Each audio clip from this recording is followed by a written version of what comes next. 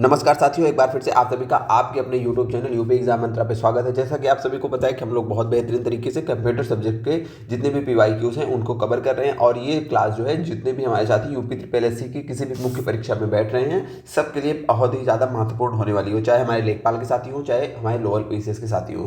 क्योंकि अब आप सभी को पता है कि कंप्यूटर का बहुत अच्छी मात्रा में वेटेज हो गया है यूपी ट्रिपल एससी में। तो यदि आप कंप्यूटर को बहुत अच्छे से कवर कर लेते हो तो आप जो है और लोगों से वैसे ही आगे निकल जाते हो कंप्यूटर सब्जेक्ट में। और कंप्यूटर को तैयार करने का सबसे जो अच्छा तरीका है वो है PYQs। किसी भी सब्जेक्ट को तैयार करने का जो सबसे अच्छा तरीका होता है वो होता है PYQs को पढ़िए, उससे रिलेटेड टॉपिक्स को और अच्छे से पढ़िए, ठीक है। उससे जुड़े हुए जो अन्य क्वेश्चन है उनको पढ़िए। तो होता क्या है कि आपका पूरा सिलेबस कवर हो जाता है और सिलेबस में केवल वही पॉइंट्स कवर होते हैं जहां से क्वेश्चन आते हैं, ठीक है। यानी कि जितनी इंपॉर्टेंट चीज़ें हैं वो आपकी कम से कम समय में तैयार हो जाती हैं। तो जो भी साथी हमारी इस क्लास को फॉलो कर रहे हैं उन सभी का बहुत बहुत धन्यवाद। जो साथी हमारी क्लास में फर्स्ट टाइम आए हैं वो आप उनसे रिक्वेस्ट है कि आप पूरी क्लास को एक बार देखिएगा। अगर क्लास अच्छी लगे तो चैनल को सब्सक्राइब करिएगा और जो साथी रेगुलर क्लास को फॉलो कर रहे हैं उनसे रिक्वेस्ट है कि आप एक बार जो है इस क्लास को अपने किसी फ्रेंड सर्कल किसी ग्रुप में जहाँ पे भी आप हो वहाँ पे शेयर कर दीजिए जिससे कि हम क्लास शुरू करें। तो कल हम जो है यहीं तक देखे थे, यहाँ से हमने कल का क्वेश्चन छोड़ दिया था। क्वेश्चन नंबर 19 तक हम कल कर चुके हैं, ठीक है। तो आज हम 20 से करेंगे। उसके पहले हमने आपको जो है होमवर्क दिया था तो उस होमवर्क पे चर्चा कर लेते हैं। बहुत कम लोगों ने रिप्लाई दिया। अगर आप लोग रिप्लाई देंगे तो ऐसे इस प्रकार के रिवीजन के लिए हम होमवर्क देते रहेंगे, ठीक है। देखिए आप लोग पता नहीं क्यों कमेंट करके मतलब 2 मिनट लगता है। अगर आप चीज़ों को कमेंट करके बताएंगे तो हमें ऐसा फील होगा कि आप इंटरेक्ट कर रहे हैं। तो आप क्लास से इंटरेक्ट किया करिए। बाकी इस क्वेश्चन का आंसर बताते हैं। एक सेकंड, थोड़ा सा टाइम दीजिएगा। पहला क्वेश्चन था WWW यानी कि वर्ल्ड वाइड वेब। इसके कौन है जनक? तो इसके आप सबको पता है टिम बर्नर्स ली, ठीक है। इसके कौन जनक है? इसके जनक है टिम बर्नर्स ली। अच्छा, आगे कौन था? Father of the cellphone. Father of the cellphone कौन थे? तो मार्टिन मार्टिन कूपर, ये थे father of the cell phone. अगला था कि कंप्यूटर आर्किटेक्चर के जनक कौन थे? तो इनका बताना था। इनका नाम था जॉन वान न्यूमैन। इन सब लोगों को हमने शुरुआती क्लासेस में देखा था, जॉन वान न्यूमैन। अगला है कि कंप्यूटर विज्ञान के जनक, कंप्यूटर विज्ञान के जनक थे एलन ट्यूरिंग। कौन थे? Alan Turing. ये सारी बातें आपको याद रखनी है, यहाँ से क्वेश्चन आ सकता है, ठीक है।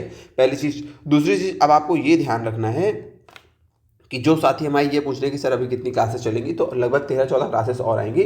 उतनी क्लासेस में हम आपके कंप्यूटर को कवर करवा देंगे, ठीक है। चलते हैं अपने क्वेश्चन के ऊपर। इसको हम कर दे रहे हैं इरेज, ठीक है, क्योंकि हमें जो है आज का क्वेश्चन जो है अभी शुरू करना है यहीं से, यहीं पे चीज़ों को समझाएंगे। तो इसको हम कर रहे हैं इरेज, ओके। चलिए, क्वेश्चन हमारा है कि वितरित कंप्यूटिंग वातावरण में बड़े डेटा सेट को संग्रहित और संसाधित करने के लिए कौन सा ओपन सोर्स फ्रेमवर्क व्यापक रूप से उपयोग किया जाता है। पहले तो क्वेश्चन समझने से पहले हम चलते हैं कुछ चीज़ों को समझते हैं, उसके बाद हम आएंगे अपने क्वेश्चंस के ऊपर, क्योंकि अभी हमारा कुछ चीज़ों को समझना बहुत ज़रूरी है। जैसे कल हमने आपको बताई थी मशीन लर्निंग। मशीन लर्निंग शायद हम कल चर्चा कर चुके हैं, थोड़ा सा देखते हैं। मशीन लर्निंग शायद नहीं चर्चा किए थे, हम बिग डेटा के बारे में चर्चा किए थे। एक सेकेंड, कन्फ्यूज़न दूर कर लेते हैं। तो कल हमने जो है मशीन लर्निंग के बारे में शायद, हाँ नहीं चर्चा तो हुई थी मशीन लर्निंग के बारे में। एक सेकेंड, जहाँ पे आपको याद आ रहा है हमने बताया था supervise learning, unsupervise learning, reinforcement learning. कुछ चीज़ें याद आ रही हैं आपको यहाँ पे? ये तो NLP हो गया था, नेचुरल लैंग्वेज प्रोसेसिंग। यहाँ पे देखिए कल हमने चर्चा की थी मशीन लर्निंग की। किसकी चर्चा की थी? Machine learning. और हमने मशीन लर्निंग के बारे में बताया था लर्निंग का मतलब आप सबको पता है कि रिवीजन होता है, ठीक है। तो मशीन लर्निंग क्या, लर्निंग का मतलब होता है सीखना। तो मशीन लर्निंग क्या हो गया? मशीन लर्निंग हमने बताया कि AI की एक ऐसी ब्रांच है जो किसी कंप्यूटर को बिना किसी स्पष्ट प्रोग्रामिंग के डेटा के माध्यम से खुद ब खुद मतलब सीखना, मशीन को सीखना, कंप्यूटर को सीखना, क्या हो गया? Machine learning. फिर हमने बताया कि दो, तो इसका जो क्रम होता है, पहले कंप्यूटर को डेटा दिया जाता है, फिर वो पैटर्न को पहचानता है, फिर वो अनुमान लगाता है, ठीक है। फिर हमने 3 प्रकार की मशीन लर्निंग के बारे में बताया था। 3 तरीके से ये लर्न करता है, सुपरवाइज लर्निंग, अनसुपरवाइज लर्निंग और रीइंफोर्समेंट लर्निंग। सुपरवाइज लर्निंग क्या है? जब हम आपको 2+2=4 यानी कि लेवल्ड इसमें डेटा दिया जाता है, मतलब जो प्रॉब्लम होती है सोल्यूशन दोनों साथ में दिया जाता है। फिर प्रॉब्लम सोल्यूशन को वो रीड करता है, ध्यान से पढ़ता है, फिर नेक्स्ट टाइम जब उसको प्रॉब्लम देती है तो वो सोल्यूशन करने में सक्षम होता है। अनसुपरवाइज लर्निंग में होता है कि हम इसको बिना लेवल्ड का डेटा दे देते हैं, केवल कई टाइप का डेटा दे देते हैं और वो कई टाइप के डेटा से उसमें सिमिलरिटी ढूंढ के उसको ग्रुप में, समूह में बनाता है और उनकी विशेषताओं को समझता है। फिर अगला बताया था रीइंफोर्समेंट। रीइंफोर्समेंट का मतलब होता है ट्रायल एंड एरर, मतलब अगर वो सही आंसर देता है तो हम उसको क्या करते हैं, सही निर्णय पर रिवार्ड देते हैं और गलत निर्णय पर पेनाल्टी देते हैं। ये होती है रीइंफोर्समेंट आपका लर्निंग। अब आगे बढ़ते हैं। इसके आगे हमने एनएलपी की चर्चा की थी, नेचुरल लैंग्वेज प्रोसेसिंग। हमने बोला कि जो भी चीज़ें होता है कंप्यूटर वो मशीनी भाषा समझता है, लेकिन जब से एआई आ गया तो एआई ने हमारी ऐसी हेल्प की कि हमारी भाषा को कंप्यूटर समझने लगा। जैसे कि आप लोग विभिन्न प्रकार के जो असिस्टेंट हैं, जैसे गूगल असिस्टेंट है, एलेक्सा है, इनसे आप डायरेक्ट बात करते हो, मतलब जो हम आप बोलते हैं वो उसका रिप्लाई देता है, यानी कि जो हम आप बोलते हैं उसको वो समझता है। तो ये प्रक्रिया कैसे करता है, तो हमने कल बताया कि ये जो है टोकनाइजेशन के माध्यम से करता है। टोकनाइजेशन का क्या मतलब है कि जैसे हमने बोला कि एक सफ़ेद हाथी फोटो दिखाओ, एक सफ़ेद हाथी की फोटो दिखाओ, तो उसको ये सेंटेंस नहीं समझ में आता, बल्कि वो उसमें से कीवर्ड्स निकालता है। जैसे एक है, सफ़ेद है, हाथी, इन सब की फोटो दिखाओ, तो इसमें से कीवर्ड निकाल लिया और उसको प्रोसेस करके खंडों में बांट कर प्रोसेस करता है और हमें रिजल्ट देता है। ठीक है, खंडों में बांट कर प्रोसेस करने का मतलब छोटे छोटे जो ये पूरा सेंटेंस है इसको छोटे छोटे पार्ट्स में बांट देता है। इन पार्ट्स को जो है टोकन बोलते हैं और इस प्रक्रिया को टोकनाइजेशन बोलते हैं। ठीक है, अब हम यहाँ से बढ़ते हैं आगे।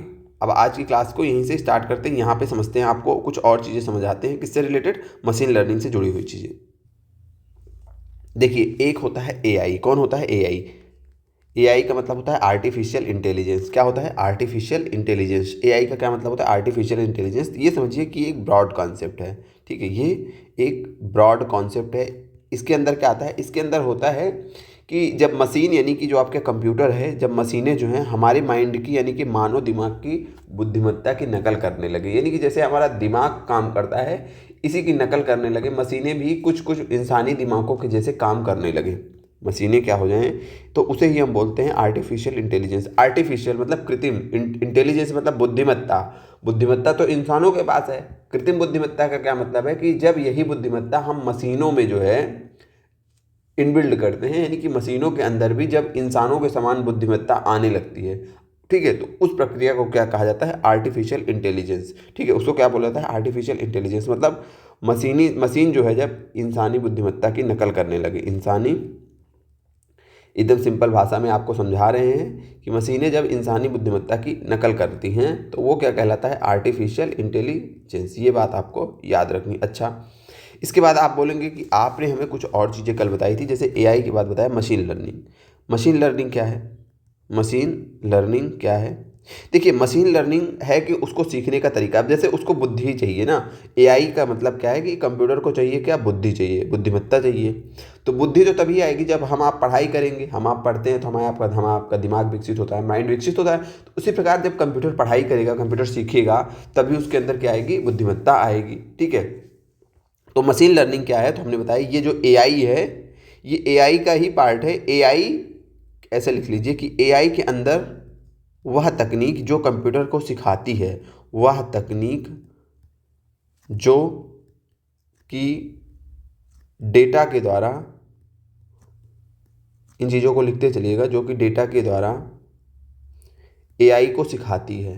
तो मशीन लर्निंग क्या है? मतलब सिखाना। किसको सिखाना? कंप्यूटर को सिखाना। हमने इसको पहले भी बताया था कि एआई क्या है आपका, मशीन लर्निंग क्या है कि एआई की एक ब्रांच है जो कि कंप्यूटर को बिना किसी स्पष्ट प्रोग्रामिंग के डेटा के माध्यम से खुद ब खुद उसको सिखाती है। एआई क्या है? मशीन लर्निंग क्या है? एआई क्या है? एआई है कि इंसानी बुद्धिमत्ता के समान मशीनों का होना। ठीक है, जैसे हमारी आपकी बुद्धि है, वैसे मशीनों के अंदर एक बुद्धि आ जाए कृत्रिम रूप से।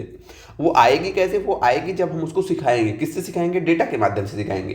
तो जो ये सिखाने वाली प्रक्रिया होती है इसको बोला जाता है मशीन लर्निंग। क्या बोला जाता है इसको? इस तकनीक को बोला जाता है मशीन लर्निंग। अच्छा, मशीन लर्निंग के अंदर एक चीज़ और आती है जिसको बोला जाता है डीप लर्निंग। इसके बाद भी एक बात आती है जिसको बोला जाता है डीप लर्निंग।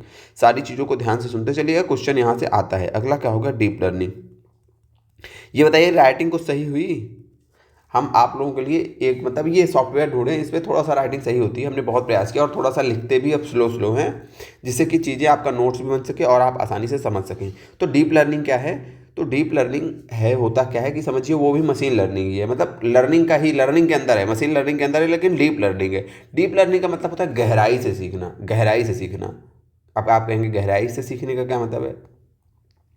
गहराई से सीखने का ये मतलब है कि जैसे एक होता है कि नॉर्मली किसी चीज़ को सीखना, ठीक है, एक होता है कि उसको बहुत अच्छी, एक होता है जैसे पढ़ाई करना।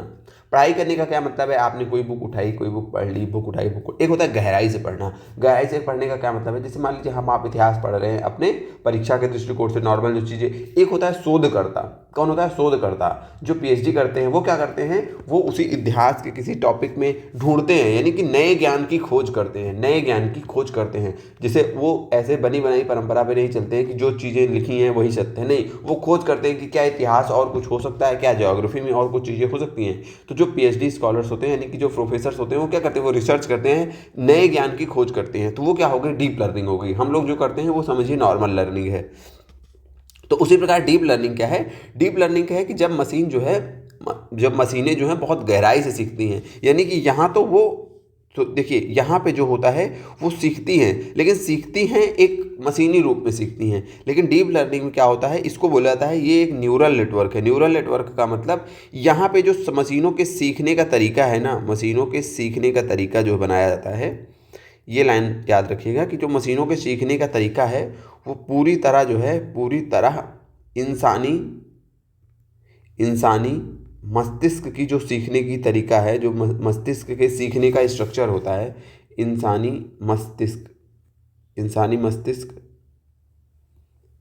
की संरचना के आधार पर सीखती हैं।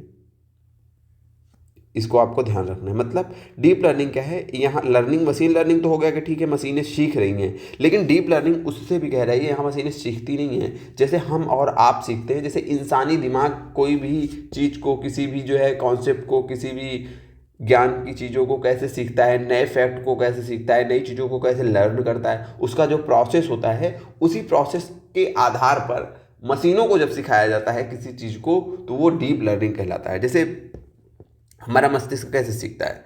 जैसे हम, एक छोटा सा बच्चा होता है, वो बैठता है, उसको आप चाय दीजिए तो वो पहली बार ऐसे एकदम खेल खेल में तुरंत जाके चाय पकड़ लेगा, और लेकिन उसका अब हाथ जल जाएगा। अब उसका दिमाग सीखेगा कि नहीं, मुझे जब चाय आती है तो मुझे तुरंत नहीं पकड़ना, क्योंकि हम इससे जल जाएंगे। अब ये दिमाग क्या करता है? दिमाग खुद से चीज़ों को समझता है, सोचता है, ऐसा नहीं कि कोई कोडिंग कर दी गई है, ठीक है। तो वो फिर नेक्स्ट टाइम जब उसके सामने चाय रखी जाएगी उस बच्चे के सामने, तो उसका दिमाग काम करेगा, वो धीमी गति से हाथ बढ़ाएगा, थोड़ा थोड़ा ऐसे उंगली से टच करेगा, फिर उसके बाद क्या करेगा? पकड़ के सीखेगा, अच्छा हाँ पकड़ गए हम। तो ये होता है इंसानी दिमाग के सीखने का तरीका। तो जब मशीनें भी ऐसे सीखती हैं, यानी कि यहाँ पे वो निर्णय खुद लेने लगती हैं। डीप लर्निंग में क्या होता है? मशीनों को हम बहुत सारा डेटा दे दिए, अब वो निर्णय खुद लेने लगेंगे। आप कहेंगे अच्छा उदाहरण समझाइए, नहीं समझ में आ रहा है। देखिए मशीन लर्निंग तो हो गया। डीप लर्निंग में क्या आता है? जैसे आपकी गाड़ियां हैं, आजकल गाड़ी आ रही है ना, सेल्फ ड्राइविंग कार्स आ रही हैं, तो ये उदाहरण है डीप लर्निंग का। यहाँ पे उसको ये नहीं बताया गया है कि किस चौराहे पे मुड़ना है, क्योंकि कोई फिक्स थोड़ी ना है, कोई फिक्स नहीं है ना कि ट्रैफिक कैसे होगा, हर रोड पे ट्रैफिक कैसे होगा, कहीं ज़्यादा ट्रैफिक कहीं कम ट्रैफिक, यानी कि अनियमितता है कि सड़क पे कंट्रोल इंसानी दिमाग करता है। पहले ड्राइवर कौन होता था? इंसान होता था। वो जैसी सिचुएशन आती थी सड़क पे वैसा निर्णय लेता था। आप कहेंगे बिल्कुल, लेकिन अब जैसा निर्णय एक मनुष्य लेता था सड़क पे, वैसा ही निर्णय लेने में सक्षम बनाई गई हैं कौन? कारें। जो सेल्फ ड्राइविंग कारें होती हैं वो एक इंसान की तरह कार चला रही हैं, निर्णय ले रही है रोड पे, कहाँ पे रुकना है, कहाँ पे जाना है, कैसे चलना है, क्या करना है, ट्रैफिक लाइट का फॉलो कर रही हैं, कोई सामने आ गया तो रुक जा रही हैं, सही लेन में चल रही हैं। यानी कि पूर्णतः एक इंसान की भांति वो जो मशीन है वो कार को चला रही है। तो यही चीज होती है मशीन लर्निंग। तो डीप लर्निंग, सॉरी, ये होती है क्या? ये होती है डीप लर्निंग। जब वो नॉर्मल डेटा का एनालिसिस करे, नॉर्मल चीज़ें हमें बताए, तो वो क्या होता है? Machine learning. लेकिन जब उसके भी अंदर जब बहुत डीपली जो है मशीन लर्न कराया जाता है मशीनों को, जहाँ से वो इंसानी दिमाग की भांति निर्णय लेने लगती हैं, इंसानी दिमाग के जैसे जो संरचना होती है हमारे आपकी सीखने की, उस संरचना पर उनको सिखाया जाता है मशीनों का, तो ये हिस्सा होता है डीप लर्निंग का। हम आशा करते हैं कि अब आप जो है डीप लर्निंग और इन चीज़ों को क्या हो गए समझ चुके होंगे कि डीप लर्निंग क्या है और मशीन लर्निंग क्या है। एक लाइन आपको ये याद रखनी है, कुछ भी अगर ना समझ में आया हो तो, सीखने का तरीका पूरी तरह से इंसानी मस्तिष्क के दिमाग की संरचना के आधार पर हो जाता है, इसीलिए इसको न्यूरल नेटवर्क बोलते हैं। जैसे हमारे दिमाग में न्यूरॉन्स होते हैं ना, हमारे आपके पास न्यूरॉन्स होते हैं ना, वो इन्फॉर्मेशन को यहाँ से वहाँ पहुँचाने में बहुत हेल्प करते हैं ना, तो उसी प्रकार उसी न्यूरॉन्स को आधार बना के इसको भी न्यूरल नेटवर्क बोला गया है। इसको क्या बोला जाता है? मशीन डीप लर्निंग को न्यूरल नेटवर्क। तो आपसे बोला जाएगा कि न्यूरल नेटवर्क निम्न में से क्या है, तो याद रखिएगा कि न्यूरल नेटवर्क क्या है? डीप लर्निंग है। डीप लर्निंग क्या है? न्यूरल नेटवर्क है। ये बात हुई। यहाँ पे आपको याद रखना है कि यहाँ पे जब कंप्यूटर सीखता है ना तो कई लेयर्स में सीखता है। मतलब यहाँ जो सीखती हैं मशीनें, यहाँ पे जो सीखने की प्रक्रिया होती है वो ऐसा नहीं है कि एक बार में हो जाए, वो कई लेयर्स में होती है। जैसे आप कई बार रिवीजन करते हैं, कई बार गलतियाँ करते हैं, सीखते हैं, तो वैसे कंप्यूटर भी यहाँ पे जो सीखता है कई लेयर्स में सीखता है। बस आपको याद रखना है, कई परतों में, मतलब लेयर्स में सीखता है। ठीक है, ये जो प्रक्रिया होती है डीप लर्निंग की, ये ऐसा नहीं कि एक बार में हो जाती, कई बार में। जैसे ड्राइविंग कार, ऐसा नहीं है कि एक बार में वो चीज़ें सीख गई, कई लेयर्स में धीरे धीरे उसको एक्सपीरियंस दिलाया गया बहुत सारी चीज़ों को। आज भी वो प्रक्रिया, उसके एक्सपीरियंस की प्रक्रिया चल रही है। जैसे आपके फ़ोन में एआई है, तो एआई क्या करता है कि आप पहली बार देंगे तो दूसरा आंसर देगा, फिर आपको वो समझेगा कि आप किस टाइप का आंसर चाह रहे हैं, फिर धीरे धीरे वो समझता है, लर्न करता है, लर्न करते करते उस पूरे एक समय आता है जब उसको बहुत ज़्यादा आप यूज करने लगते हो एआई को, तो वो पूर्णतः पर्सनलाइज एक्सपीरियंस देने लगता है। जैसे आप जैसे हो ना, आप जिस प्रकार के आंसर की चाह रखते हो उसी प्रकार का वो आंसर और रिप्लाई देने लगता है एक समय के बाद। तो क्या होता है, कई लेयर्स में आपकी जो गतिविधियां हैं, आपकी जो पसंद है नापसंद है, आपका सोचने का क्या प्रोसेस है, वो सारी चीज़ों को सीख जाता है। ठीक है, तो ये होती है डीप लर्निंग और ये लेयर्स में होती है। ठीक है। अच्छा, अब आपसे पूछा जाएगा कि क्या जितने एआई सिस्टम हैं, जितने भी एआई सिस्टम हैं, एआई का मतलब कि हर वो सिस्टम कंप्यूटर जो कहीं ना कहीं निर्णय लेने में सक्षम होता है, ऑटोमेटिक जो निर्णय लेता है, क्योंकि ऑटोमेटिक निर्णय लेने की क्षमता तो बुद्धि की है। तो लेकिन जब वही निर्णय मशीनें लेने लगती हैं तो उसको तकनीकों को क्या हम बोलते हैं, आर्टिफिशियल इंटेलिजेंस। क्वेश्चन आपसे पूछा जाएगा कि क्या जितने आर्टिफिशियल इंटेलिजेंस वाले सिस्टम हैं सब डीप लर्निंग का यूज करते हैं, सब डीप लर्निंग का यूज करते हैं? तो आपको याद रखना है कि नहीं, सारे आर्टिफिशियल इंटेलिजेंस वाले सिस्टम डीप लर्निंग का यूज़ नहीं करते। आप कहेंगे अच्छा बिना डीप लर्निंग के, तो याद करिए कल हमने बताया था, जब हमने सीखने का तरीका बताया था, मशीन लर्निंग बताई थी, तो हमने बोला कि मशीन लर्निंग वह हिस्सा है, वह ब्रांच है एआई की जो कि कंप्यूटर को डेटा के माध्यम से खुद ब खुद सिखाती है। उसके साथ ही हमने बताया था कि एक ऐसा भी ऑप्शन होता है जहाँ पे हम कोडिंग करते थे। एआई तो अब आ गई, शुरुआत में सॉरी मशीन लर्निंग तो अब आपकी आ गई, लेकिन शुरुआत में जो एआई बनाई गई थी, जो एआई छोटे छोटे एआई के प्रोग्राम बनाए गए थे, उसमें क्या किया जाता था, पूरा कोडिंग और लॉजिक लिखा जाता था कि ऐसा होने पे ऐसा होगा, ऐसा होने पे ऐसा होगा। जैसे आपको पता होना चाहिए जो चेस का खेल होता है, चेस शतरंज होता है ना, शतरंज होता है कहाँ पे होता है, फ़ोन में होता है। तो शतरंज में जब आप खेलते हैं, एक साइड आप खेलते हैं, एक साइड कंप्यूटर खेलता है, तो वो कंप्यूटर क्या करता था, जो पुराने हम शतरंज जो पुराने चेस होते थे, आप लोग खेलते थे ना गेम, तो वहाँ पे क्या होता था, ये भी एक एआई सिस्टम था। ये भी क्या था, ये एआई सिस्टम था, क्योंकि इधर आप खेल रहे हैं, इधर कंप्यूटर खेल रहा है, और ये खुद से आप जैसे चलते थे वैसी चालों का ये रिप्लाई करता था, वैसी चालें करता चलता था ये। तो क्या उस समय ये मशीन लर्निंग से सीखा था? नहीं, ये मशीन लर्निंग से नहीं सीखा था। जो पुराने चेस वाले सॉफ्टवेयर है वो मशीन लर्निंग से नहीं सीखे थे, बल्कि उनके उनके अंदर पूरी प्रोग्रामिंग की गई थी। क्या की गई थी? पूरी प्रोग्रामिंग की गई थी कि पूरा प्रोग्राम बनाया गया था कि इस पे ऐसा रिप्लाई करना है, यहाँ पे ऐसा, यहाँ पे ऐसा, यहाँ, इनको ये पूरा प्रोग्राम किया गया था। तो उस प्रोग्रामिंग के माध्यम से आंसर देते थे। लेकिन अब क्या हो गया है, अब जो एआई है, अब की जो एआई है, उनके अंदर प्रोग्रामिंग नहीं की जाती, बल्कि उनको समय समय पर जैसे जैसे डेटा मिलता है, उस डेटा के आधार पर हमने बताया 3 प्रकार की लर्निंग होती है। रीइंफोर्समेंट लर्निंग हो गई आपकी, रीइंफोर्समेंट के अलावा जो है अनसुपरवाइज्ड और सुपरवाइज्ड, 3 टाइप की लर्निंग से ये खुद ही डेटा के माध्यम से खुद ब खुद बिना किसी प्रोग्रामिंग के ये सीखता रहता है। इसे बोलते हैं मशीन लर्निंग। और जब ये एकदम इंसानी दिमाग की बात सीखने लगे और एकदम जो है बहुत गहनता के साथ चीज़ों को सीखता है, तो वो क्या कहलाती है? वो कहलाती है डीप लर्निंग। हमने बताया डीप लर्निंग में जैसे आपकी सेल्फ ड्राइविंग कारें वगैरह हो गई, तो ये डीप लर्निंग का हिस्सा है। ठीक है, मशीन लर्निंग और डीप लर्निंग में एकदम सिंपल सा उदाहरण समझिएगा कि मशीन लर्निंग क्या है। बुक पढ़ने वाला जो एक सिंपल सा स्टूडेंट होता है वो मशीन लर्निंग समझ लीजिए कर रहा है।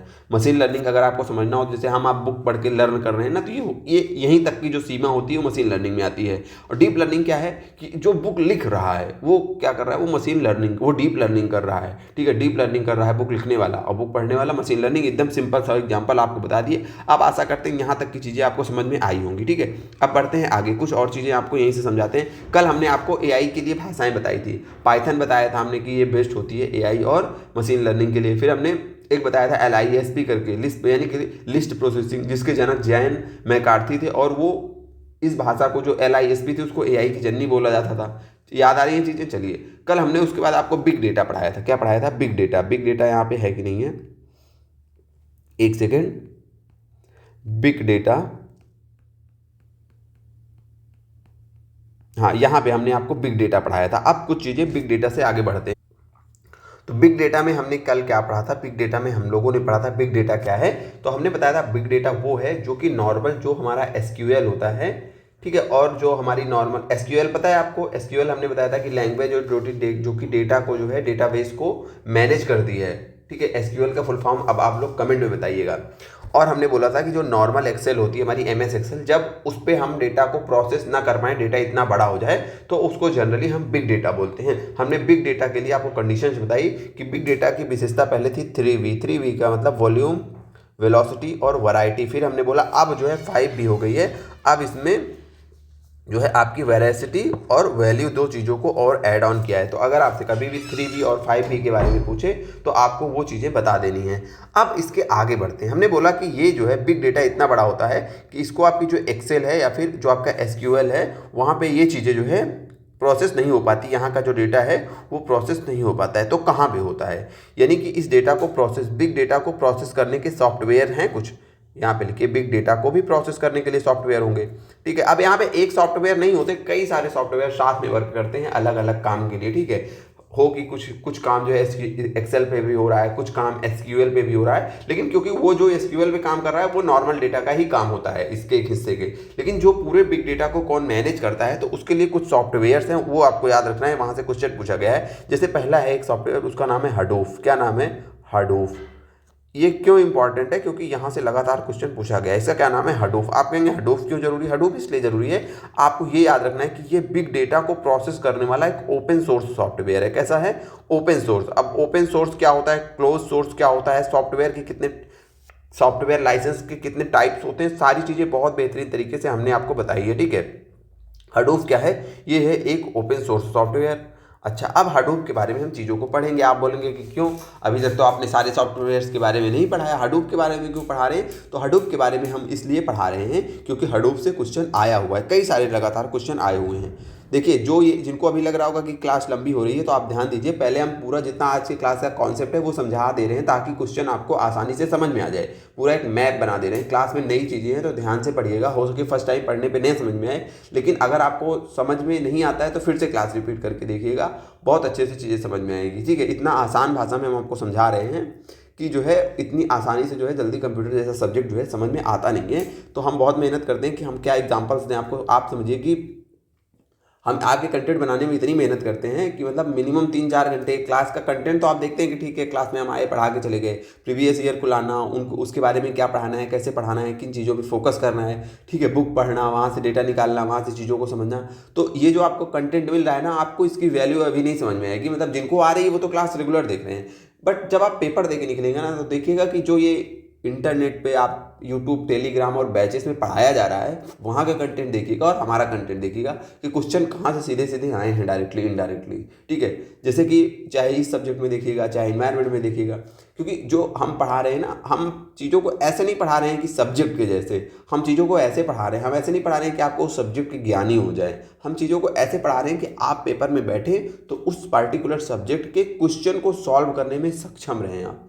क्योंकि हमारा अभी उद्देश्य नहीं है कि हमें इन्वायरमेंट का विद्वान बनना है, हमें कंप्यूटर का विद्वान बनना है, हमें कंप्यूटर साइंटिस्ट बनना है, हमें डिजास्टर मैनेजमेंट के लिए, आपदा प्रबंधन का एकदम उसके लिए योजनाएं, नीतियां बनानी है, तो हमें आपदा प्रबंधन ऐसे आना चाहिए। कोई भी सब्जेक्ट, आपको विद्वान नहीं बनना है, आपको इतना ही पढ़ना है केवल और केवल, चाहे आपको कुछ ना आए, लेकिन आपसे एक काम होना चाहिए, वो है कि पेपर में प्रश्न आपसे सॉल्व होने चाहिए। ये बात ध्यान में रख के आप पढ़ाई की आप करिए। देखते हैं हडूप के बारे में। तो हमने बोला हडूप क्या है, तो हडूप बिग डेटा को प्रोसेस करने का एक सॉफ्टवेयर है। कैसा सॉफ्टवेयर है? तो ओपन सोर्स सॉफ्टवेयर है। ओपन सोर्स सॉफ्टवेयर क्या होता है? जिसका सोर्स कोड ओपन होता है। वो सोर्स कोड ओपन होता है मतलब इसको हर कोई यूज कर सकता है कुछ कंडीशन के साथ में, ठीक है। हर कोई यूज कर सकता है, इसमें मॉडिफिकेशन भी कर सकता है, लेकिन उसके लिए कुछ कंडीशंस होती हैं, ठीक है। एकदम सिंपल बताएं तो ओपन सोर्स मतलब समझ लीजिए फ्री वाला सॉफ्टवेयर। आगे बढ़ते हैं। आगे अब हडूप के बारे में क्या पढ़ना है। देखिए, हडूप एक सॉफ्टवेयर का नाम है। इस सॉफ्टवेयर के कई हिस्से होते हैं, मतलब अलग अलग काम के लिए अलग अलग चीज़ें होती हैं, अलग अलग काम के लिए अलग अलग चीज़ें होती हैं। तो इसी हडूप में, हडूप का एक पार्ट होता है जिसको बोलते हैं मैप रिड्यूस। क्या बोलते हैं? Map reduce. ये क्या है?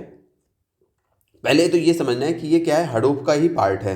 किसका पार्ट है? हडूप का पार्ट है। ऐसे लिख लीजिए कि हडूप का ये क्या है, एक पार्ट है। अब ये एक पार्ट है तो ये हडूप के लिए कुछ ना कुछ काम करता होगा। तो ये क्या काम करता है, तो ये हडूप के लिए काम करता है कि जो आपका बिग डेटा है, यानी कि जो आपका बड़ा डेटा है, जो बहुत बड़ा डेटा है, उस बिग डेटा को क्या करता है, छोटे छोटे खंडों में बांट देता है। क्या करता है, छोटे छोटे खंडों में बांट देता है, छोटे छोटे खंडों में बांट कर प्रोसेस करता है। बांट कर क्या करता है, प्रोसेस करता है। ये आपको ध्यान देना है। तो अगर आपसे क्वेश्चन पूछेगा कि हडूप का वह हिस्सा जो कि बिग डेटा को छोटे छोटे खंडों में बांट करके प्रोसेस करता है वो कौन है, तो आप बोलेंगे कि उसका नाम है मैप रेड्यूस। इसके बाद एक और आता है, उसको बोलते हैं HDFS। HDFS आप बोलेंगे ऐसे कैसे, इसका फुल फॉर्म भी बता दीजिए, ऐसे हमें नहीं समझ में आता तो हम बोलेंगे बिल्कुल, लीजिए फुल फॉर्म लिख दीजिए। तो ये हडूप का ये भी हिस्सा है, तो इसका नाम हो जाएगा हडूप डिस्ट्रीब्यूटेड, ध्यान से देखिएगा, distributed file system, file system. Hadoop HDFS का फुल फॉर्म क्या हो गया, हडूप डिस्ट्रीब्यूटेड फाइल सिस्टम। ये भी क्या है, ये भी हडूप का एक हिस्सा है। क्या करता है, ये फाइल को स्टोर करता है। हडूप का वह हिस्सा जो फाइल को स्टोर करता है, फाइल को स्टोर मतलब उसको सेव करता है, सुरक्षित करता है, फाइल को स्टोर करता है। कौन, HDFS। HDFS क्या है, हडूप का एक पार्ट है। काम क्या करता है, जो कि फाइल को स्टोर करता है। ठीक है, अच्छा फाइल को स्टोर क्या एक ही जगह कर देता है, नहीं, याद करना है कि ये जब फाइल को स्टोर करता है तो कई सारे कंप्यूटर्स में बांट कर रखता है, एक जगह नहीं रखता। फाइल्स को एक जगह नहीं स्टोर करता, एक जगह नहीं स्टोर करता, एक जगह नहीं स्टोर करता, बल्कि कई सारे सिस्टम, कई सारे कंप्यूटर में यहाँ पे रखना है। तो एक जगह नहीं स्टोर करता तो कहाँ से करता है, बल्कि लिख लीजिए, करता है ये एक साथ कई सारे कंप्यूटर्स में, एक साथ कई सारे कंप्यूटर्स में। आप कहेंगे ऐसा क्यों करता है, ऐसा इसलिए करता है ताकि डेटा सुरक्षित रहे। मान लीजिए एक कंप्यूटर में प्रॉब्लम आ गई है तो वो किसी और कंप्यूटर से डेटा ले ले, और ये जनरली 3 फाइल्स, एक ही डेटा की 3 फाइल्स बना करके सेव करता है। एक जगह कहीं प्रॉब्लम आ गई तो अब से बहुत बड़ा डेटा है, ऐसे समझिए कि बहुत बड़ा डेटा है, तो नॉर्मली सी बात है एक कंप्यूटर तो कोई वहाँ पे होगा नहीं कि वो पूरे डेटा को कंट्रोल कर रहा है। तो बहुत सारे कंप्यूटर, जैसे मान लीजिए आपके इंस्टाग्राम का जो सर्वर है वहाँ पे एक कंप्यूटर तो होंगे नहीं, बहुत कंप्यूटर होंगे, बहुत सारे कंप्यूटर, और वो कंप्यूटर सबका अलग अलग काम होगा, अलग अलग काम होगा। कोई कंप्यूटर डेटा को कलेक्ट करता होगा, कोई कंप्यूटर डेटा को सेव करता होगा, कोई कंप्यूटर डेटा को छोटे छोटे पार्ट्स में बांटता होगा। ठीक है, यानी कि बहुत सारे कंप्यूटर लगते हैं, आपको पता है। और उसी में कुछ कंप्यूटर्स होंगे जो कि स्टोरेज का काम करते होंगे, उसमें सर्वर बनाया होगा कि यहाँ यहाँ यहाँ यहाँ सर्वर होगा। अब सोचिए कि क्या इंस्टाग्राम अपने पूरे सर्वर को, एक ही पूरे डेटा को एक ही जगह स्टोर करता होगा, तो आप कहेंगे नहीं, सुरक्षा के दृष्टिकोण से नहीं सही है। मान लीजिए हैक हो गया, मान लीजिए सिस्टम में कोई प्रॉब्लम आ गई तो पूरा का पूरा इंस्टाग्राम बंद हो जाएगा, लेकिन नहीं, ऐसा नहीं होता है। तो ऐसा क्यों नहीं होता है, क्योंकि वो डेटा जो है कई सारे जगह इकट्ठा करते हैं वहाँ का जो सर्वर होता है। तो आप कहेंगे इसका मतलब इंस्टाग्राम भी हडूप का यूज करता है, नहीं, क्यों नहीं यूज करता। अब यूज करता है कि नहीं यूज करता ये ना आपसे पूछा जाएगा, लेकिन ना मुझे पता है ज़्यादा जानकारी। इतना आपको जानना है कि जरूरी नहीं है कि हडूप को ही सब यूज करें, बल्कि वो अपने हिसाब से अपना सॉफ्टवेयर बना सकते हैं, अपने हिसाब से जो है किसी और कंपनी, किसी और सॉफ्टवेयर का यूज कर सकते हैं। हडूप हम इसलिए पढ़ रहे हैं कि हडूप उनमें से एक सॉफ्टवेयर है। जैसे आपका यूज है कि किसी को इंस्टेंट मैसेजिंग करना है, यानी कि किसी से चैट करना, तो अब वो आपके ऊपर डिपेंड करता है कि आप टेलीग्राम से करते हो, इंस्टाग्राम से करते हो, कि व्हाट्सएप से करते हो। उस चीज़ के लिए कई सारे सॉफ्टवेयर्स उपलब्ध हैं। वैसे ही बिग डेटा को प्रोसेस करने के लिए कई सारे सॉफ्टवेयर्स उपलब्ध हैं, जिसमें कि हडूप हमारा एक है जो कि ओपन सोर्स है। और हडूप हम इसलिए पढ़ रहे हैं क्योंकि हडूप से क्वेश्चन आया हुआ है। अब आप समझ गए पूरी कहानी। चलिए, तो HDFS क्या है, हमने बताया कि HDFS वह पार्ट है हडूप का जहां पे फाइल स्टोर होती है। और याद ये करना है कि ये फाइल को एक जगह स्टोर नहीं करता, बल्कि एक साथ कई कंप्यूटर्स में स्टोर करता है। ठीक है, चलिए देखिए, ये जो आपका हडूप सिस्टम होता है, हडूप क्या होता है, हमने बताया कि ये बिग डेटा को प्रोसेस करने वाला एक सॉफ्टवेयर है। अब ये सॉफ्टवेयर मतलब जब ये सिस्टम वर्क करता है ना, तो ये एक कंप्यूटर पे नहीं वर्क करता, कई सारे कंप्यूटर पे वर्क करता है, ऐसे आपको समझना है। कई सारे कंप्यूटर का क्लस्टर बनाया जाता है और उसमें हर कंप्यूटर का अलग अलग काम होता है और उसी आधार पे उनको नाम दिया जाता है। जैसे हमने बताया कि जो ये मैनेज करे कि डेटा की कितनी कापियाँ होंगी, कौन सी कॉपी कहाँ रखी जाएगी, उसको नेम नोड बोला जाएगा। ठीक है, उसके बाद एक होता है डेटा नोड। डेटा नोड क्या काम करेगा, डेटा नोड इतना याद रखना है कि इसके सामने डेटा जुड़ा है ना, डेटा एक्चुअल में रखा कहाँ जा रहा है। जैसे ये डिसाइड करता है कि डेटा की कितनी कापियाँ बनेंगी और कहाँ रखी जाएगी। अब जहाँ पे रखी जा रही है एक्चुअल में, वो डेटा की कॉपी कहाँ पे एक्चुअल में रखी जा रही है, उसको बोलते हैं डेटा नोड। तो मतलब डेटा, इसको ऐसे लिखिए कि वे कंप्यूटर जहां डेटा एक्चुअल में रखा जाता है। ठीक है, एक्चुअल में रखा जाता है, ये आपको याद रखना है, रखा जाता है, ये आपको याद रखना है। अब आगे चलिए, आगे एक होता है जिसको जॉब ट्रैकर बोला जाता है। क्या बोला जाता है? इसी में एक पार्ट होता है जिसको जॉब ट्रैकर बोला जाता है। अब आप कहेंगे जॉब ट्रैकर क्या है, अभी हम बताते हैं। ये याद रखना कि ये भी किसका हिस्सा है, ये भी आपके हिस्सा है, किसके? हडूप सॉफ्टवेयर का। जॉब ट्रैकर क्या होता है? तो जॉब ट्रैकर जो है, जो आपका अभी नहीं, जो आपका पुराना हडूप सिस्टम होता था, ठीक है, अभी इसकी जगह एक नया आ गया है जिसको बोलते हैं यार्न। जिसको क्या बोलते हैं, अब जो है जॉब ट्रैकर नहीं है, अब एक नई चीज़ आ गई है हडूप में जिसको बोला जाता है यार्न, YARN, ठीक है। इसने जो है जॉब ट्रैकर की जगह ले ली है। पहले ये जानिए कि अब जो है जॉब ट्रैकर नहीं है हडूप सिस्टम में, अब कौन है? अब है आपका यार्न, ठीक है। तो आप बोलेंगे कि ये इन दोनों का काम क्या था, मतलब पहले वो था अब ये आ गया है, एक्चुअली में इसका काम क्या था? तो एक्चुअली में इसका काम ये था कि ये देखता है कि कौन सा काम कहाँ पे चल रहा है, जॉब देखता है। मतलब कि जैसे हडूप सिस्टम में बहुत सारे सॉफ्ट कंप्यूटर्स लगे हुए हैं, वो अपना अपना काम कर रहे हैं, तो कौन से कंप्यूटर पे कौन सा काम हो रहा है, मतलब कौन सा काम कहाँ हो रहा है, जॉब को ट्रैक कर रहा है, कौन सी जॉब कहाँ चल रही है, कौन सा काम कहाँ हो रहा है, ये कौन देखता है? जॉब ट्रैकर या फिर यार्न देखता है, कौन सा काम कहाँ चल रहा है। ये आपको याद रखना है, ठीक है, ये आपको याद रखना है। अच्छा, हडूप सिस्टम में एक पूछा जाता है आपसे कि रेप्लिकेशन फैक्टर क्या है। यहाँ पे लिख दे रहे हैं, पूछा जाता है कि रेप्लिकेशन फैक्टर क्या है। रेप्लिकेशन, आपको चीज़ें ज़्यादा लग रही होंगी लेकिन सारे हर जगह से क्वेश्चन आया हुआ है, रेप्लिकेशन फैक्टर क्या है। तो रेप्लिकेशन फैक्टर ये आपको याद रखना है कि हमने स्टार्टिंग को बताया कि हडूप सिस्टम में एक कॉपी नहीं होती डेटा की कई सारी कॉपियाँ रखी जाती है। और साधारणतः जो है हर जो है जो आपका डेटा होता है उसकी जो है 3 कॉपी रखी जाती है। हर डेटा फाइल की 3 कॉपी जो है रखी जाती है, सुरक्षित की जाती है, ठीक है। तो इसे ही बोलते हैं रेप्लिकेशन फैक्टर, मतलब कि हर डेटा का जो है, हर डेटा फाइल की 3 कॉपियाँ सुरक्षित रखी जाती है। तो इसे क्या बोला जाता है? इसी चीज़ को बोला जाता है, इसी प्रक्रिया को बोला जाता है रेप्लिकेशन फैक्टर, ठीक है। अच्छा, ये हो गया। अब उसके बाद कुछ चीज़ें और बची हैं। हाँ, एक बात आपको और पूछना है, अब हडूप के बारे में इतनी चीज़ें पढ़ ली हैं तो हमें ये भी तो पता होना चाहिए कि हडूप का जनक कौन है। जनक से क्वेश्चन आता है, तो इनका नाम आपको याद रखना है हडूप के जनक का, डॉज कटिंग। क्या नाम है? डॉज कटिंग इनका नाम है, ये याद रखना है, ठीक है। अब चलिए बढ़ते हैं हम अपने प्रश्न के ऊपर, जहाँ पे चीज़ें हमें कुछ एक्स्ट्रा लगेंगी। हमने काफ़ी कुछ चीज़ें देख ली है, जहाँ पे कुछ हमें एक्स्ट्रा लगता है हम वो आपको वहाँ पे बता देंगे, ठीक है। चलिए, क्वेश्चन कहाँ था हमारा? यहाँ था। लिखा है कि वितरित कंप्यूटिंग वातावरण में बड़े डेटा सेट को, बिग डेटा की बात कर रहे थे ना, बिग डेटा सेट को संग्रहित और संसाधित करने के लिए कौन सा ओपन सोर्स फ्रेमवर्क व्यापक रूप से उपयोग किया जाता है।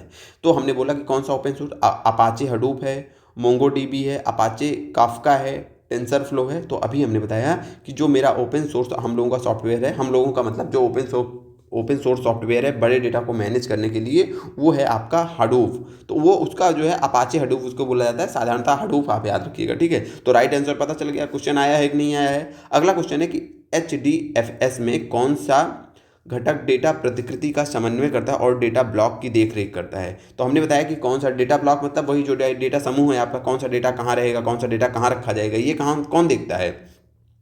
तो ये आपका देखा, कौन देखा? ये आपका देखा नेम नोड देखता है ना, कि कौन सा डेटा की कितनी कापियाँ रखी जाएंगी और कहाँ रखी जाएंगी। कहाँ मतलब डेटा की कॉपियाँ, मतलब वही ब्लॉक्स, कौन सा डेटा कहाँ रखा जाएगा। डेटा को कई सारे ब्लॉक्स में तोड़ के रखा जाता है, तो कौन सा डेटा कहाँ रखा जाएगा, यानी कि डेटा का ब्लॉक कहाँ रखा जाएगा, इसकी देखरेख कौन करता है? तो नेम नोड करता है। राइट आंसर ये हुआ। आगे बढ़ते, देखिए कल का ये 2 क्वेश्चन था। अब चलते हैं हम अपनी नई PDF में। अगला हमारा क्वेश्चन है आज का कि एक स्वास्थ्य देखभाल संगठन को, कौन सा संगठन है? आपका हेल्थ केयर ऑर्गेनाइजेशन है। वो क्या करता है? वो विभिन्न विभागों के बीच संवेदनशील रोगी डेटा को सुरक्षित रूप से साझा करने की जरूरत है। निम्नलिखित में कौन सबसे सही तरीका है? मतलब उसके पास एक ऑर्गेनाइजेशन है, उसके पास कुछ डेटा है, वो डेटा को शेयर करना चाहता है विभिन्न डिपार्टमेंट्स के बीच में, तो वो चाहे कौन से सबसे ज़्यादा सुरक्षित तरीका होगा। देखिए, तो ये एक पहला ऑप्शन है कि इंक्रिप्शन के साथ पब्लिक क्लाउड स्टोरेज का उपयोग, पब्लिक क्लाउड का यूज करो इंक्रिप्शन के साथ। ये थोड़ा सा सुरक्षित तो है, बट यहाँ पे क्या होता है ना, हैकर्स का खतरा बना हुआ होता है, बहुत सारे खतरे यहाँ पे बने हुए होते हैं, तो ये नहीं है इसका आंसर। अगला है कि डेटा साझाकरण के लिए भौतिक प्रतियाँ, कह रहा है कि भौतिक प्रतियाँ, उनको भौतिक प्रतियाँ दो, तो ये तो एकदम प्रैक्टिकल ही नहीं है। मान लीजिए वो संगठन बहुत बहुत दूर है, तो किसके पास प्रिंट आउट निकाल के डेटा का भेजोगे, भौतिक प्रतिलिपि भेजोगे? नहीं ना, ठीक है। अगला है कि पासवर्ड सुरक्षित फाइलों के साथ ईमेल सुरक्षित फाइलों के साथ ईमेल डेटा पर साझा कर दिया जाए। चलिए मान लीजिए ईमेल पर भेज देते हो, अब एक बार उसको मिल गया, अब वो पासवर्ड कोई भी किसी को बता सकता है, मतलब जो वो संगठन का डेटा है वो वायरल भी हो सकता है। तो यहाँ पे भी ये भी ऑप्शन नहीं सही होगा। जो इसका राइट आंसर होता है ना, इसका राइट आंसर है कि ये ब्लॉकचेन तकनीक का जो यूज करके डेटा सेव किया जाता है वो सबसे सही तरीका होता है। अब आप कहेंगे ब्लॉकचेन तकनीक क्या होती है, देखिए एकदम कुछ शब्दों में बताएंगे, ध्यान से सुनिएगा। ब्लॉकचेन का मतलब होती है यहाँ पे जो डेटा स्टोर होता है वो एक जगह नहीं स्टोर होता, कई सारे कंप्यूटर्स में स्टोर होता है, कई सारे कंप्यूटर्स में स्टोर होता है। आप कहेंगे सेम चीज़ आपने अभी हडूप के बारे में बताई, हडूप में भी तो डेटा कई सारे कंप्यूटर में स्टोर हो रहा है। हाँ, यहाँ तक दोनों की चीज़ें सही हैं। आप कहेंगे आगे अंतर क्या है? अंतर ये है कि हडूप में एक नोड होता है, एक नोड होता है जो कि सारी चीज़ों को मैनेज करता है, और उस चीज़ को क्या बोलते हैं अभी हमने बताया, उसको बोलते हैं नेम नोड बोलते हैं। यानी कि वो डिसाइड करता है कौन सा डेटा कहाँ जाएगा, कौन सा डेटा कहाँ रहेगा, और साथ ही साथ नेम नोड डेटा को डिलीट कर सकता है, डेटा जो डेटा की जरूरत है उस डेटा को रख सकता है, जिस डेटा की जरूरत है उसको रिमूव कर सकता है, इरेज कर सकता है, ठीक है। लेकिन जो आपका ब्लॉकचेन तकनीक होती है, ब्लॉकचेन तकनीक में क्या होता है ऐसे समझिए, इसका नाम है ब्लॉकचेन, कई सारी ब्लॉक्स की चेन। ये ब्लॉक्स क्या होते हैं, अलग अलग कंप्यूटर्स या फिर अलग अलग सर्वर्स होते हैं, हर जगह डेटा स्टोर होता है, हर जगह डेटा स्टोर होता है। सबसे बड़ी विशेषता क्या है ना, कि जो डेटा इसमें एक बार चला गया ब्लॉकचेन तकनीक में, वो डेटा आप कभी डिलीट नहीं कर सकते। क्या नहीं कर सकते? डिलीट नहीं कर सकते। क्यों नहीं कर सकते अभी हम बताएंगे। डिलीट नहीं कर सकते, डेटा को कभी आप चेंज नहीं कर सकते, इसको ये डेटा को हैक करके परिवर्तन करना ना संभव नहीं होता है। तो इसलिए ब्लॉकचेन टेक्नोलॉजी बहुत सुरक्षित होती है, ठीक है। ब्लॉकचेन टेक्नोलॉजी सुरक्षित होती है। आपका होमवर्क ये है कि आपको बताना है कमेंट में कि ब्लॉकचेन तकनीकी की खोज किसने की, ठीक है। अब इसका हम आपको व्यवहारिक उदाहरण बता दे रहे हैं कि क्या होता है। जैसे आपका कोई भी सिस्टम होता है, जैसे आपके गांव में जो है कुछ लोग लोन लेते हैं, एक हैं जो हैं आपके बहुत धनाढ्य व्यक्ति हैं आपके गांव में, वो लोन लेते हैं, ठीक है। या फिर आपने एक बैंक बनाई है गांव में कुछ लोगों के मिलकर, जो लोगों को लोन देती है, ठीक है, लोगों को लोन देती है। आप कहेंगे हाँ देती है, क्या दिक्कत है। एक होता है डेटा सेविंग का तरीका, इस बैंक के पास अपना रजिस्टर है, ये लिखती है कि इनको हम पैसा दिए इतना, इनको इतना दिए, इनको इतना दिए। अब अगर ये सिंगल रजिस्टर है, ये एक ही रजिस्टर एक ही कंप्यूटर बैंक में रखा है, तो इसमें तो कोई भी कर्मचारी छेड़खानी करके चेंज कर देगा, कोई हैकर चेंज करके चेंज कर देगा ना। आप कहेंगे हाँ, तो जनरली जितने भी सिस्टम होते हैं वो ऐसे ही होते हैं, उसमें चाहे जितना, जैसे हडूप में भी कई सारे सिस्टम लगे हैं, लेकिन उसमें एक कंट्रोल करता है। अब उस कंट्रोल करने वाले कंप्यूटर को कोई भी कंट्रोल करके सारी चीज़ों को अपने हिसाब से कर लेता है। और सबसे बड़ी बात होती है कि डेटा जो है, बस इसमें हडूप में एक ही अच्छाई होती है कि डेटा कई जगह जो है होता है, थोड़ी सी सुरक्षा मिलती है। लेकिन ब्लॉकचेन टेक्नोलॉजी जो होती है इसके भी ऊपर होती है। ऊपर का मतलब, अब यहाँ पे एक कंप्यूटर नहीं होगा, आप ध्यान दीजिएगा, दूसरा कंप्यूटर है, तीसरा कंप्यूटर है, चौथा कंप्यूटर है। अब आपने लिया, जैसे हमने रामलाल को दिया 1,00,000 रुपए उधार, रामलाल को दिया 1,00,000 रुपए उधार। ब्लॉकचेन तकनीक का मतलब समझिएगा, 1,00,000 उधार, ये क्या हो गया, हमारा डेटा हो गया। अब ये डेटा पता है आपको, इस कंप्यूटर में भी लिख उठेगा या इस रजिस्टर में, मान लीजिए कंप्यूटर नहीं रजिस्टर समझिए, ये एक लोगों का रजिस्टर है, मैनेजर का, ये क्लर्क का, ये हेडक्वार्टर का बैंक के, और ये मान लीजिए कोई और व्यक्ति है जहाँ पे ये आरबीआई है, आरबीआई में ये चीज़ें लिख उठ रही हैं सेम कि 1,00,000 जो है रामलाल को दिया गया उधार। अब कोई हैकर इस कंप्यूटर को हैक कर लेता है, इसमें इरेज कर देता है कि रामलाल को मिटा देता है। लेकिन जैसे ही देखा जाएगा कि रामलाल का नाम इसमें तो है, ठीक है, इसको कोई हैक कर लेता है, इसमें तो है, दोनों को कोई हैक कर लेता है, इसमें है, जरूर इसमें आप इरेज करोगे तो इसमें इरेज नहीं होगा। सबसे बड़ी समस्या तो यही होती है। अच्छी बात है, समस्या नहीं। यहाँ कोई फाइल है उसको डिलीट करोगे तो यहाँ से नहीं होगी डिलीट, इन दो कंप्यूटर से नहीं होगी। तो ये होती है ब्लॉकचेन तकनीक। ब्लॉकचेन तकनीक में क्या होता है, हमने आपको सीधे से बताया कि जो डेटा होता है, कई सारे चेन ऐसे कंप्यूटर आपस में जुड़े होते हैं, वो एक चेन होती है, और हर कंप्यूटर में आपका डेटा वो सेव होता है। कोई भी कंप्यूटर यूजर डेटा को डिलीट नहीं कर सकता। इस ब्लॉकचेन तकनीक में जो डेटा एक बार गया वो चला गया, उसको आप डिलीट नहीं कर सकते, ठीक है। और हर कंप्यूटर में डेटा की एक प्रति होती है। सबसे बड़ी बात तो ये है, अगर एक जगह से आप कुछ रिमूव भी करते हो तो दूसरी जगह वो विद्यमान रहेगी, आसानी से पकड़ ली जाएगी। तो इसका राइट आंसर हो गया ब्लॉकचेन तकनीकी। और ब्लॉकचेन तकनीकी के बारे में हमने एक जर्नल आपको समझा दिया, ठीक है, व्यवहारिक रूप में उदाहरण देखें। अगला पूछ रहा है कि कौन सा स्वचालित मतलब कि ये ऑटोमेटिक चल रही है। डेटा प्रतिकृति सहित मतलब डेटा की कॉपी बनाती है। उच्च स्केलेबिलिटी मतलब कि अगर यूज़र बढ़ रहे हैं तो इसका स्केल बढ़ाया जा सकता है, यानी कि इसको बड़ा किया जाता है। और दोष सहनशीलता प्रदान करने के लिए डिज़ाइन किया गया है। तो देखिए, हमने अभी आपको बताया कि एक चीज़ होती है जिसको हम बोलते हैं HDFS। HDFS क्या है, आपके जो हडूप सिस्टम है HDFS उसी का एक हिस्सा है। वो क्या करता है, फाइलों को स्टोर करता है, और फाइलों को कई सारी कॉपियों में बना करके स्टोर करता है, और ये सारा सिस्टम स्वचालित रहता है, खुद चलता रहता है। इसी HDFS में एक नेम नेम नोड होता है, वो नेम नोड अपने आप डिसाइड करता है कि कौन सा डेटा कहाँ रखना है, खैर ठीक है, कौन सा क्लस्टर कहाँ पे कापियाँ रखनी है, कहाँ पे कौन सा डेटा जाएगा, ऑटोमेटिक होता है। और जब भी ज़रूरत पड़ती है, ज़रूरत के हिसाब से आसानी से इसको बड़ा भी किया जा सकता है। तो वही इसका आंसर क्या हो जाएगा जो इस क्वेश्चन पूछ रहा है कि निम्न में से कौन स्वचालित डेटा प्रकृति सहित उच्च स्केलेबिलिटी और दोष सहनशीलता प्रदान करने के लिए डिजाइन किया गया है, वो है आपका HDFS। और HDFS से हम पूछेंगे कि ये किसका हिस्सा है HDFS, तो आप बोलेंगे जो हडूप ओपन सोर्स सॉफ्टवेयर है उसका हिस्सा है। आप बोलेंगे कि HDFS का फुल फॉर्म भी बता दीजिए, तो HDFS का फुल फॉर्म क्या है, हडूप डिस्ट्रीब्यूटेड फाइल सिस्टम, ठीक है। अगले प्रश्न पे बढ़ते हैं कि अपाचे जो हडूप, यही हडूप के बारे में पूछ रहा है। देखिए हडूप से कितना क्वेश्चन आया हो, इसीलिए हमने बताया, और कुछ चीज़ें छोड़ दी कि वो क्वेश्चन के साथ हम बता देंगे। पूछ रहा है कि अपाचे हडूप फ्रेमवर्क का एक बड़ा हिस्सा किस भाषा में लिखा गया है। अब आप ध्यान देते होंगे जो कई सारी तकनीकी हैं, उन तकनीक में कौन सी भाषा का यूज होता है, ये क्वेश्चन लगातार आ रहा है। कल हमने आपको एंड्रॉइड ऐप्स के बारे में बताया था कि आपका जैसे iOS है तो वहाँ पर कौन से भाषा का यूज होता है, एप्पल है, ठीक है, ऐसा ऐप जो दोनों में चल रहा है उसके लिए कौन सी भाषा का यूज होता है, AI के लिए कौन सी भाषा का यूज होता है, कई सारी चीज़ें बताएं। वैसे पूछ रहा है कि हडूप के लिए किस भाषा फ्रेमवर्क का यूज किया जाता है, तो आपको याद रखना है हडूप जो होता है इसके लिए जावा, इसका जो अधिकांश हिस्सा होता है उसके लिए जावा का यूज किया जाता है, ये बात भी आपको याद रखनी है। क्वेश्चन हमारा अगला है कि बुनियादी मशीन लर्निंग मतलब कि बेसिक जो मशीन लर्निंग होती है उसकी प्रक्रिया में चरणों को बताइए कि कैसे मशीन जो है लर्न करती है, उसके आप स्टेप्स को बताइए। तो हमने इसके बारे में बताया था कि सबसे पहले डेटा का इनपुट दिया जाता है, फिर उस डेटा से वो क्या करती है, डेटा दिए हम उसको, मशीन को क्या किए हमने, डेटा दे दिया। अब वो डेटा को क्या करेगा, डेटा को एनालाइज करेगा, ठीक है, उस डेटा से चीज़ों को सीखेगा, उससे अपना कॉन्सेप्ट बनाएगा, ठीक है। उसके बाद क्या होता है, उस प्रक्रिया को बोलते हैं एब्स्ट्रैक्शन। क्या बोलते हैं, एब्स्ट्रैक्शन, यानी कि अमूर्तन।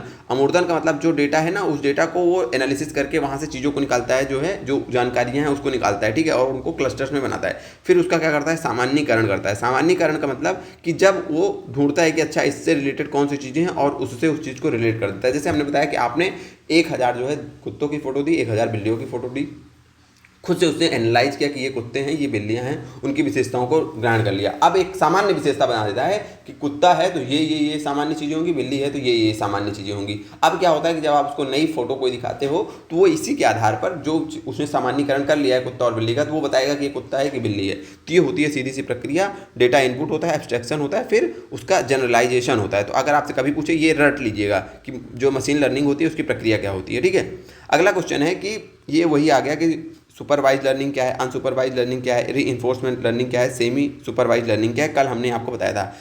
पर्यवेक्षित अधिगम क्या है, यहाँ पे आपको पर्यवेक्षित में लेबल किया गया डेटा आपको दिया जाता है, लेबल्ड डेटा मतलब प्रॉब्लम विद सोल्यूशन दिया जाता है, तो इसका तो आंसर ए ही हो गया। अगला है कि परीक्षण और त्रुटि के माध्यम से, ये कहाँ होता है, परीक्षण और त्रुटि आपके रीइंफोर्समेंट में होता है, इसका आंसर क्या हो जाएगा, 2 हो जाएगा। अगला है कि लेबल किए गए इनपुट आउटपुट युग्मों से अधिगम, ठीक है, लेबल किए गए इनपुट आउटपुट युग्मों से अधिगम। अगला चौथा है हमारा कि लेबल किए गए और लेबल नहीं किए गए। यहाँ पे लेबल किया भी गया, यहाँ पे लेबल नहीं किया गया, यहाँ पे है लेबल किए गए। एक सेकंड, हमने यहाँ पे ध्यान नहीं दिया था, यहाँ पे देखिए लिखा है कि लर्निंग विदाउट लेबल्ड, तो विदाउट लेबल्ड में आपका अनसुपरवाइज्ड होता है, ये हो जाएगा पहला, ये है पहला। और यहाँ पे लेबल किया गया जब लेबल्ड डेटा होता है यानी कि प्रॉब्लम विद सोल्यूशन, इसका हो जाएगा तीसरा, ठीक है। वो हमने यहाँ पे नहीं वर्ड ध्यान ही नहीं दिया था। ऐसे छोटी छोटी मिस्टेक्स हमसे हो जाती हैं पेपर में जब हम चीज़ों को नहीं देते। तो यहाँ पे लिखा है कि लेबल विदाउट, लेबल नहीं किए गए, यहाँ पे लिख लीजिएगा कि जो लेबल नहीं किया गया डेटा उससे जो सीखता है उसको क्या बोलते हैं, लेबल नहीं किए गए को अनसुपरवाइज्ड बोलते हैं और लेबल किए गए को सुपरवाइज्ड। और जहाँ पे दोनों चीज़ें होती हैं, लेबल किए गए से भी सीख रहा है कुछ चीज़ें लेबल नहीं सीखे, तो वो क्या हो गया, सेमी सुपरवाइज्ड हो गया। वो क्या हो गया आपका, सेमी सुपरवाइज्ड हो गया। ये चीज़ें आपको याद रखनी है। अब ढूंढ लीजिए कौन सा आंसर है, तीसरा, पहला, दूसरा और चौथा, कोई ऐसा ऑप्शन है, पहले तीसरा है, फिर पहला है, फिर दूसरा, फिर चौथा। हमारा ऑप्शन सी हो गया, ये हो गया इसका राइट आंसर। पढ़ लिए हैं इसके बारे में सारी चीज़ों को हमने। अगला क्वेश्चन है हमारा आज का। अब अगला क्वेश्चन है हमारा आपका कि सुदृढ़ीकरण, अब इसकी हिंदी क्या होती है, रीइंफोर्समेंट। सुदृढ़ीकरण का मतलब है कि रीइंफोर्समेंट लर्निंग। जहाँ पे हिंदी में समस्या हुआ करिए तुरंत इंग्लिश देख लिया करिए, कंप्यूटर साइंस जैसे सब्जेक्ट में। सीखने में एजेंट परीक्षण और त्रुटि के माध्यम से इष्टतम व्यवहार सीखता है। बिल्कुल, जो हमारा एजेंट मतलब जो हमारा कंप्यूटर है, जो हमारी मशीन है, वो हमने पहले ही बताया कि त्रुटि और सुधार, सही आंसर देगा तो हम उसको क्या करेंगे कि हाँ बोलेंगे कि हाँ भाई तुमने बहुत सही आंसर दिया, और गलत आंसर दिया तो उसको पेनाल्टी देंगे, और सही आंसर देगा तो उसको हम क्या करेंगे, रिवार्ड देंगे। तो ये तो सही है, रीइंफोर्समेंट में यही होता है। अब कह रहा है कि रीइंफोर्समेंट लर्निंग में एल्गोरिथम को पूरी तरह से एक प्रशिक्षक द्वारा प्रदान किए गए पर्यवेक्षित लेबल पर निर्भर करता है। नहीं, लेबल पर जो है नहीं निर्भर करता है। रीइंफोर्समेंट लेबल पर नहीं, लेबल डेटा का तो यूज़ कहाँ पे होता है, लेबल डेटा का सुपरवाइज्ड में होता है। लेकिन यहाँ पे लेबल पर ये डिपेंड नहीं करता, बल्कि किस पे डिपेंड करता है, केवल त्रुटि और सुधार, यानी कि अच्छा करेगा तो रिवार्ड दो, बुरा करेगा तो पेनल्टी दो। इतना ही आपको याद रखना है रीइंफोर्समेंट में, इतना याद रहेगा, क्वेश्चन हो जाएगा। देखिए कह रहा है कि ए कथन गलत है लेकिन आर सही है, बिल्कुल गलत। ए हमारा सही है और आर गलत है। ए सही है लेकिन आर गलत है, बिल्कुल यही हो जाएगा हमारा राइट आंसर। यही तो हमें याद रखना है। तो हमने जितनी चीज़ें आपको बताई है ना, अगर उतनी चीज़ें आप दिमाग में रखोगे तो क्वेश्चन चाहे जैसा आ जाए आप कर लोगे। जैसे हमने बस इतना बताया कि रीइंफोर्समेंट में आपको एक लाइन याद रखनी है कि भैया trial and error, trial and error मतलब सही करेगा तो रिवार्ड देंगे, गलत करेगा तो पेनल्टी देंगे, बस इतनी चीज़ें। हमने बोला सुपरवाइज्ड में लेबल्ड डेटा आपको याद रखना है। लेबल्ड डेटा मतलब प्रॉब्लम विद सोल्यूशन दिया जाएगा। अनसुपरवाइज्ड में आपको लेबल्ड डेटा नहीं दिया जाएगा। यहाँ पे कंप्यूटर को खुद ही चीज़ें दी जाती है, वो उसका एक क्लस्टर बनाता है, वहाँ से चीज़ों को जनरलाइज करता है। बस इतना आपको याद रखना है कि यहाँ पे लेबल डेटा नहीं दिया जाता है, बस क्वेश्चन ही उसी से आता है। तो ये हो गया हमारा। अगला क्वेश्चन है कि साइबर सुरक्षा को बढ़ाने के लिए मशीन लर्निंग का लाभ कैसे उठाया जाता है। साइबर सुरक्षा को बढ़ाने के लिए मशीन लर्निंग का कैसा, अभी देखिए जनरल क्वेश्चन है, अभी आप ऑप्शन देखेंगे खुद ही करेंगे। कह रहा है कि सभी पारंपरिक सुरक्षा उपायों को एक ही एल्गोरिथम से प्रतिस्थापित करके। अगला है कि असामान्य पैटर्न और विसंगतियों की पहचान करके जो साइबर खतरों का संकेत देते हैं। कह रहा है कि देखिए साइबर सुरक्षा को हम कैसे जो है बढ़ाने के लिए मशीन लर्निंग का यूज कैसे कर सकते हैं। पहला लिख रहा है कि सभी पारंपरिक सुरक्षा उपायों को एक ही एल्गोरिथम कभी भी जरूरी नहीं होता, क्योंकि अगर एक ही एल्गोरिथम दोगे तो हैकर उस एल्गोरिथम को जैसे तोड़ेगा वो आपके डेटा को हैक कर लेगा। तो सिंगल एल्गोरिथम, ये तो बात ही गलत है। ठीक है, सिंगल एल्गोरिथम पे सारी चीज़ों को हम एक सिंगल एल्गोरिथम पे पूरी अपनी सिक्योरिटी लगा दें, नहीं ये तो गलत है। अगला है कि असामान्य पैटर्न और विसंगतियों की पहचान करके। अब आपका जो सॉफ्टवेयर है वहाँ पे कोई देखिए कोई पैटर्न खराब है, कोई विसंगति है, कोई प्रॉब्लम है, और तो उससे अगर उसकी पहचान करो और उससे यदि कोई साइबर खतरा आने वाला है तो वो काम आपका मशीन को हमने सिखा दिया कि अच्छा ये मेरा कोड है, इसको रीड करो, रीड करके बताओ यहाँ पे कोई ऐसी चीज़ है जिससे कि साइबर अटैक हो सकता है। तो मशीन क्या करेगी, उसको उस पूरी कोडिंग को पढ़ेगी, वहाँ पे कोई इस प्रकार का पैटर्न, इस प्रकार की अनयूजुअल पैटर्न आप उसको दिखेगा तो वो उसको क्या देगा, आपको संकेत देगा। तो हाँ, ये चीज़ हमारी हो सकती है। मशीन लर्निंग इस प्रकार से हमारी साइबर सुरक्षा में मदद करती है। अगला है कि मानवीय निरीक्षण की आवश्यकता को पूरी तरह से समाप्त। कल हमने बोला था कि एआई मशीन लर्निंग कहीं पे ये बोले, कहीं पे भी निगेटिव पॉइंट आ जाए तुरंत उसको हटा देना है कि मानवीय निरीक्षण को पूरी तरह समाप्त कर देगी। तो निगेटिव ही है ना, मानव की पूरी जॉब खा जाएगी। पॉसिबल नहीं है कि बिना मानव के, चाहे आपका एआई हो चाहे मशीन लर्निंग, हमारी आपकी जरूरत होगी, बिना हमारे आपके कोई काम नहीं कर पाएगा वो। अगला है कि निश्चित नियम बनाकर जिन्हें कभी भी अद्यतन करने की आवश्यकता नहीं। मतलब ऐसा नियम बना दो, एक बार नियम बना दो और उसको अपडेट ही ना करो। भैया रोज नए नए प्रकार के जो है हैकर्स आ रहे हैं, उनकी नई नई तकनीक आ रही है, नए नए वो वायरसेस बना रहे हैं, नए नए वार्म बना रहे हैं, वो उसके माध्यम से आपके सिस्टम पे अटैक कर रहे हैं। अगर आपने सन 2000 में कोई एंटीवायरस बना दिया, आप उसमें कोई अपडेट ही नहीं कर रहे हो, तो 2019 और 2025 की टेक्नोलॉजी में अंतर है ना। अब तो नई तरीके से आ गई है अटैक करने की चीज़ें, तो हमें अपने सॉफ्टवेयर को नियमित रूप से अपडेट करने की जरूरत पड़ती है। ये भी गलत हो जाएगा, ये भी गलत हो जाएगा, तो ये भी गलत हो जाएगा। हमारा ऑप्शन बी सही हो जाएगा। एकदम जनरल सा क्वेश्चन है, ये क्वेश्चन पढ़ने की जरूरत नहीं होती है। सिंपल आप अपनी एकदम कॉमन सेंस का यूज करके इस क्वेश्चन को अटेम्प्ट किया करिए, इस टाइप के क्वेश्चन को। इसको आप कभी पढ़ नहीं पाएंगे, कहीं पे मिल जाए आपको। अगला है कि ट्रांसफर लर्निंग के संदर्भ में किसी पूर्व प्रशिक्षित मॉडल को किसी नए संबंधित कार्य के अनुकूल बनाने की प्रक्रिया को कहा जाता है। देखिए अब हम इस क्वेश्चन को समझते हैं, इसका मतलब क्या है। एकदम आपके अभी एकदम ऐसा एग्जाम्पल देंगे कि आप तुरंत समझ जाओगे।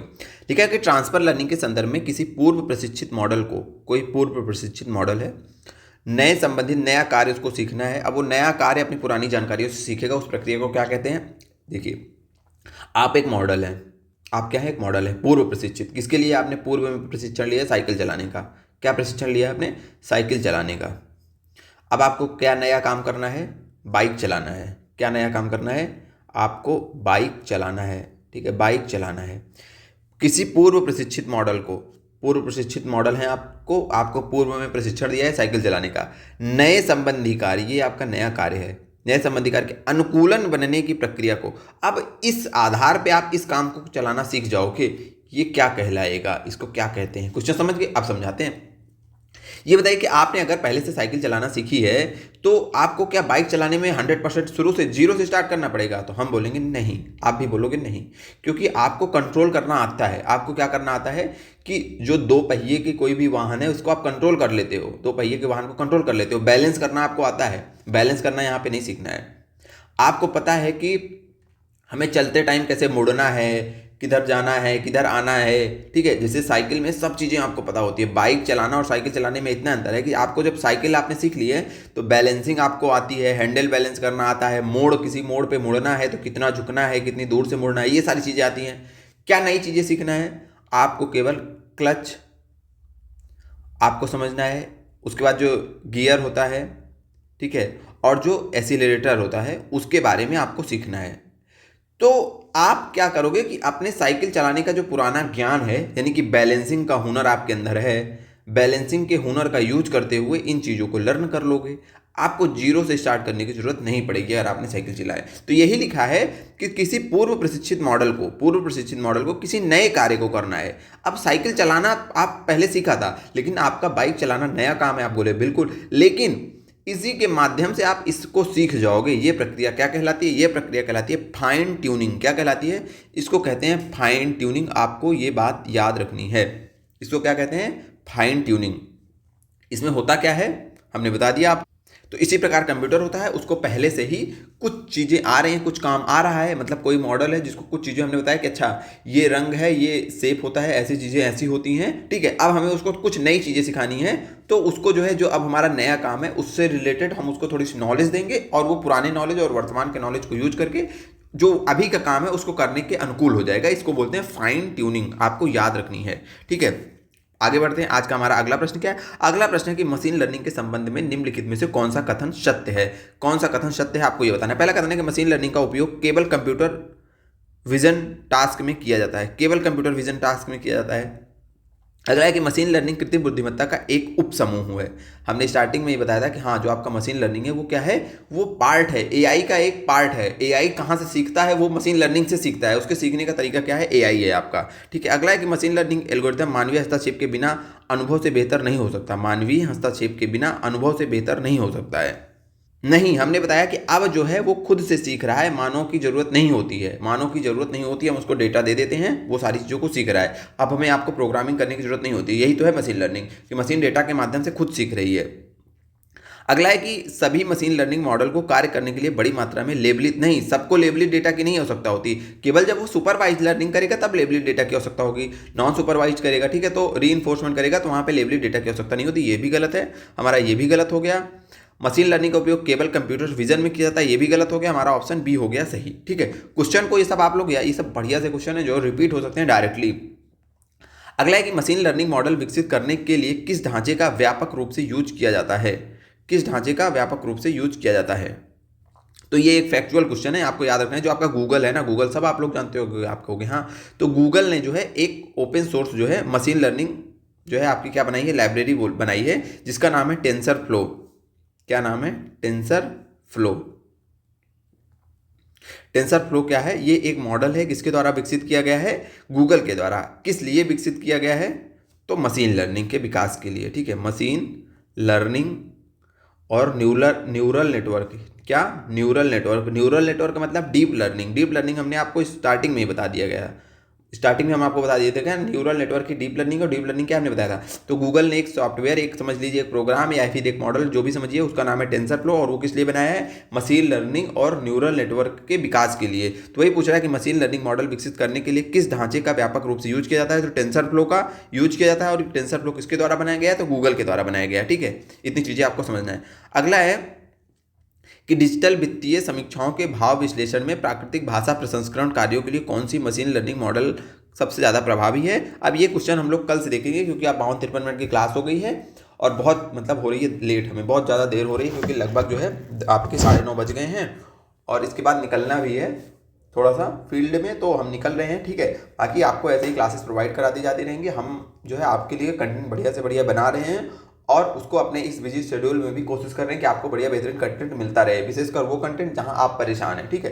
बाकी मिलते हैं फिर से किसी नए क्लास में। अपना प्यार और सपोर्ट ऐसे ही बना के रखिए, और हम आपको ऐसे ही बेहतरीन क्लासेस प्रोवाइड करते रहेंगे। बाकी आप में से किसी को कोई समस्या आती है किसी टॉपिक को समझने में, किसी भी चीज़ को, किसी प्रश्न में कोई दिक्कत महसूस हो रही है, तो कमेंट करके बताया करिए। जो हम प्रश्न पूछते हैं उसका भी आंसर दिया करिए। बाकी जो क्लास में फर्स्ट टाइम आए हैं उनसे रिक्वेस्ट है कि आप चैनल को सब्सक्राइब कर लीजिए, और जो रेगुलर इस क्लासेस को फॉलो कर रहे हैं आप सभी लोगों से रिक्वेस्ट है कि चैनल को अपने दोस्तों के साथ, इस वीडियो के लिंक को अपने दोस्तों के साथ, किसी ग्रुप में जहां आप पढ़ रहे हैं, ऑनलाइन ऑफलाइन समूह में बताइए लोगों को, ठीक है। ज़्यादा से ज़्यादा लोग आएंगे तो थोड़ा सा हमें भी और मोटिवेशन मिलेगा और आप लोगों के लिए और बेहतर कार्य कर पाएंगे। बाकी आज का वीडियो देखने के लिए आप सबका बहुत बहुत धन्यवाद। मिलते हैं फिर से किसी नई क्लास में।